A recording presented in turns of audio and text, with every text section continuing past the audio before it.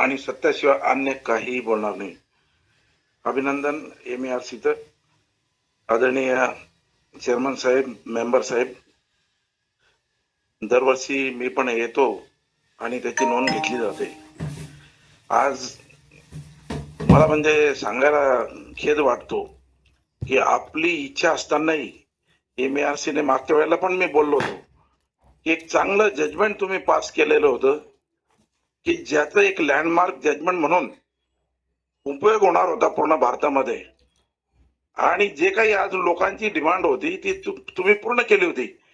पण अचानक 2 महिन्यामध्ये सरकारचं म्हणा किंवा आणखी अन्य तुमच्यावर दबाव आले आणि तुम्ही काही करू शकला नाही.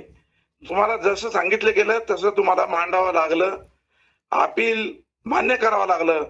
पण आज लाजिरवाणी गोष्ट अशी आहे की हायकोर्टाने फेटाळलं, आपल्याला सुप्रीम कोर्टात जावं लागलं. जी इमेज आज MERCची जी इमेज होती ती जाते. कोणामुळे? काही लोकांमुळे. कारण दबावाखाली काम करतंय MERC, हे लक्षात येत आहे, हे चुकतंय. दुसरी एक गोष्ट, आपण सुधरवाल हे सगळं, काही हरकत नाही. दुसरी गोष्ट की आता अनेक सोलारचे लोक मॅन्युफॅक्चरर आहेत, अनेक डिस्ट्रीब्युटर आहेत तिथे. पण एकही नेता किंवा एकही जण किंवा एकही तुमचं आयोग म्हणा, कोणीच याच्यावर ऍक्शन घेत नाही. सोलारचं जे अनुदान दिलं जातं पर किलोवॅट 78,000 रुपये 3 किलोवॅट पर्यंत, त्याच्यामध्ये त्या सोलारच्या पॅनलची किंमत ही 25 ते 26 रुपये किलोवॅट केलेली आहे. ग्राहकाला वेगळं तुम्हाला पॅनल घ्यावं लागतं. ओपन मार्केटची किंमत 15 रुपये आहे. 15.5 रुपयामध्ये ओपन मार्केटला इम्पोर्टेड पॅनल मिळतात. त्याच्यामध्ये आमचे फायनान्स मिनिस्टर आहेत यशवंत सिन्हा, त्यांची सुद्धा एक कंपनी आहे. त्या कंपनीचे रेट सुद्धा 15 रुपये आहेत. मग आम्ही 25 ते 26 रुपयाचं पॅनल का खरेदी करावं? याचा अर्थ इथे ग्राहकाची फसवणूक होते सरकारकडून सुद्धा. आणि याला जे एकंदरीत MERCने कंट्रोल करायला पाहिजे ते MERC कडून होत नाहीये. कारण कोणतंही बाय प्रोडक्ट किंवा सोलार त्यामध्ये विकलं जाणार अनुदान देताना तुम्ही याला अडवणूक केली पाहिजे होती की 10 ते 11 रुपये एका सोलार पॅनलची किंमत तुम्ही कशी काय जास्त घेतायत? कारण हे ग्राहकाच्या खिशातूनच काढताय तुम्ही. त्याला कंपल्शन केलेलं आहे. तुम्हाला जर सबसिडी पाहिजे असेल तर हेच घ्यावं लागेल. म्हणजे कोणाचा फायदा करताय? कोणत्या मॅन्युफॅक्चररच्या फायद्यासाठी तुम्ही करताय? तर कमीत कमी मला म्हणायचं आहे की विद्युत आयोगाने हे तर कमीत कमी कंट्रोल करायला पाहिजे होतं की तुमचे डीलर आणि नॉन DCLR जे आहेत त्याला फरक का केला? त्याची कार्यक्षमता पण कमी आहे. भारतातल्या उद्योगांना आपल्याला खरी गोष्ट आहे की चालना द्यायची आहे. पण चालना देण्यासाठी तुम्ही अनुदानाच्या नावाखाली का फसवताय हो लोकांना? तुम्ही 78,000 रुपये ग्राहकाच्याच खिशातून घेतायत. तो आज बँकेतून लोन घेतोय, त्याला वाटतं वा 78,000 रुपये मिळाले. आज नाही हो, फसवणूक झाली.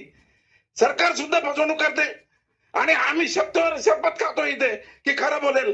काय खरं बोलताय? कोणीच खरं बोलायला तयार नाही. म्हणजे मला खेद वाटतो याचा की सरकारने खोटं बोलावं, त्याच्यासोबत MERC सुद्धा खोट्याला तुम्ही पुढे रेटताय. कसं चालेल?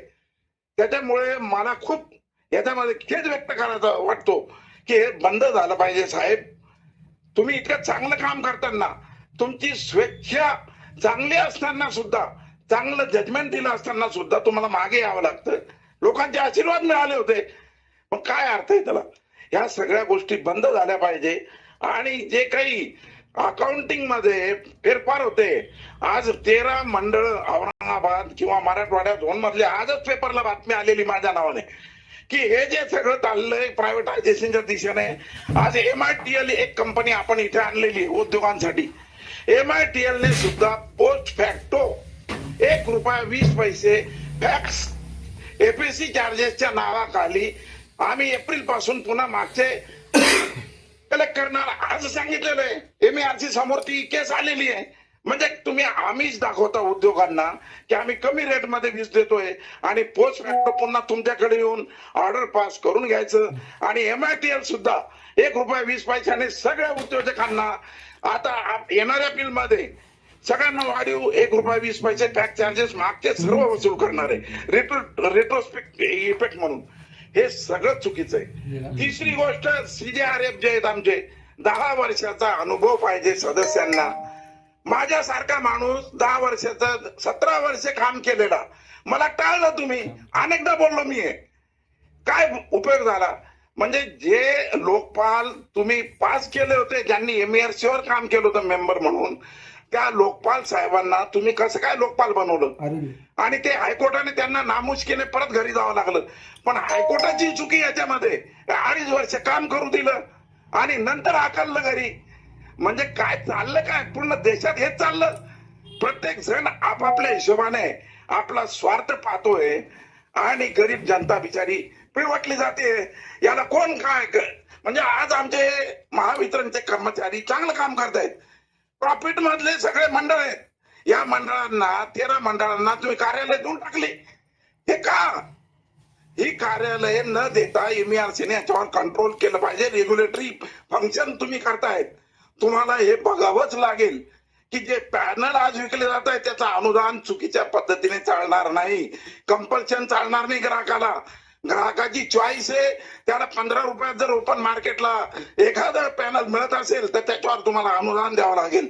म्हणून MERCला माझी विनंती की त्यांनी आतापर्यंत ज्यांनी या अनुदानित खरेदी केलेले पॅनल आहेत, ज्यांनी 78,000 रुपयाच्या अनुदानासाठी 26 रुपये रेट दिलेला आहे, त्यांना क्रेडिट नोट देण्यात यावी त्या कंपन्यांकडून, किंवा कमीत कमी सरकारने त्यांना 78,000 रुपये आणखी एक्स्ट्राचे देण्याचे आदेश करावे. मी या बाजूने तुम्हाला हे सांगतोय, विनंती करतोय. खूप हंबल रिक्वेस्ट माझी, ही जी फसवणूक होते आज, ही बंद झाली पाहिजे, नाहीतर काय फायदा नाही. हे सगळं पवित्र काम आम्ही करतोय. आमच्या सारख्या लोकांना जर न्यायालयावर लोकांचा भरोसा आहे आणि एक न्यायालय म्हणून आपण काम करतोय, आणि जर या पद्धतीने जर आम्ही चालत असो एखाद्या सरकारचं भावलं बनून, तर ते मान्य नाहीये, चुकीचं आहे. आणि हे बोलण्यासाठी करेजियसली मी मानतोय विलासचंद्र काबरा. धन्यवाद.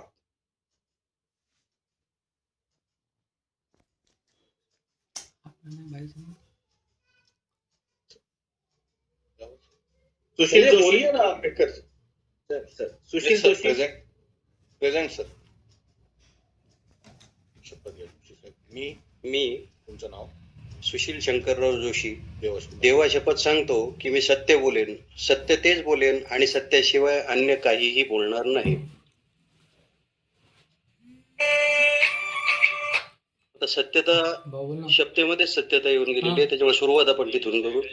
सोलर पॅनल बसवा आणि आपल्याला पाहिजे तेवढी वीज वापरा, उर्वरित विजेचे पैसे आपल्याला MSEB कडून मिळतील. बदल झाला. सोलर पॅनल बसवा, सबसिडी घ्या, तुमच्या उर्वरित जेवढं तुम्ही वापरलं नाही त्याचं जे तुमचं जमा आहे ते तुमच्या याच्यात बँकिंग होईल.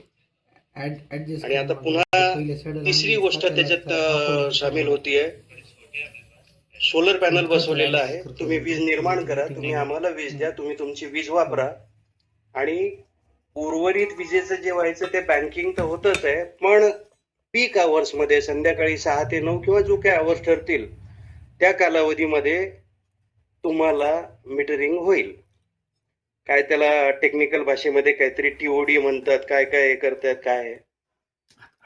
दुसरी गोष्ट, कॅटेगरायझेशन हे जे होतंय, सामान्य ग्राहक, शेतकरी ग्राहक, इंडस्ट्रीयल ग्राहक, एक 2-4 दिवसापूर्वी कुठेतरी वाचण्यात आलं की हॉटेल इंडस्ट्री जी आहे त्या हॉटेल इंडस्ट्रीला तुम्ही इंडस्ट्री म्हणून हे करताय, पण जी सर्व्हिस देणारी हे आहे इंडस्ट्री आहे त्याला तुम्ही जर समजा प्रोडक्शन इंडस्ट्री म्हणून किंवा हे करून हे करत असाल, हे जे सगळं होतंय. आणि याच्या शेवटी काय होतंय, सगळ्या गोष्टी झाल्यानंतर त्या इकडच्या तिकडे, तिकडच्या इकडे, तिकडच्या इकडे, माझ्या खिशातून 100 रुपये खर्च झालेले आहेत. मी 100 रुपये सगळ्या दुनियेला 100 युनिट सगळ्यांना दिलेले आहेत.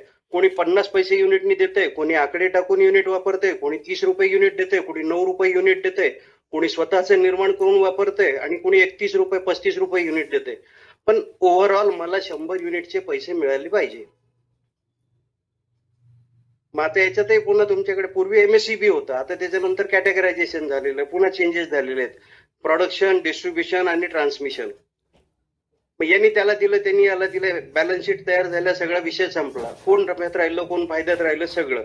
आणि त्याच्यानंतर कळस म्हणजे आजच्या पेपरला आलेली बातमी, महावितरणच्या खाजगीकरणाच्या हालचाली. लॉसमध्ये कुणीच नाही आहे, निर्माण करणाराही लॉसमध्ये नाही आहे, ट्रान्समिशन करणाराही लॉसमध्ये नाही आहे, हे करणार आणि वसूल करणारही लॉसमध्ये नाही आहे. पण हे जर चालतंय, ते काय होतंय, गेल्या दर वर्षामध्ये कुठेतरी योजना बदलते, दुसऱ्याच्या ते होतंय, जरी घेतलेलं आहे त्याला तर सहन करावंच लागतंय. सर्वसामान्य ग्राहक जो आहे तो कधी कडेवर घेतो, कधी छातीवर घेतो, कधी खांद्यावर घेतो, कधी डोक्यावर घेतो, आणि सगळेजण मिळून त्या ग्राहकाला पायाखाली तुडवत आहेत. जसा सर्वसामान्य ग्राहक